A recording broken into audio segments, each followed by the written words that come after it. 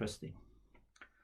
So the next thing in the hadith is alayka bisalat al-wusta wa alayka bisalat al-wusta wa alayka bisalat al-wusta. 3 times Rasulullah emphasized on Salatul Wusta.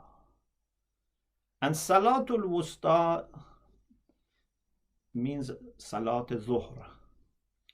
But perhaps here means nafila of Salat al-ZOHR. Salat al-ZOHR is very, very important.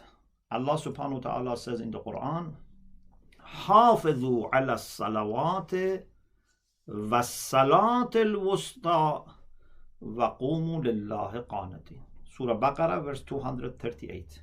حافظوا على الصلوات is general. It includes all the salawat, but still Allah singles out Salat al-Wusta, Salat al-Zuhr, the middle one.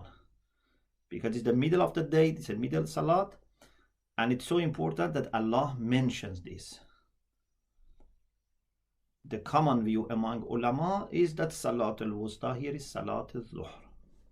And this is the first salat that Adam ala nabiyina wa alayhi salam learned from Jibreel.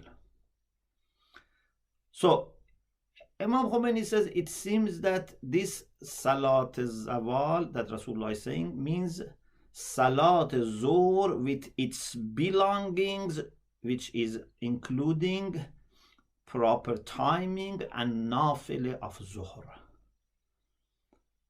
Nafile of Zuhr is very important.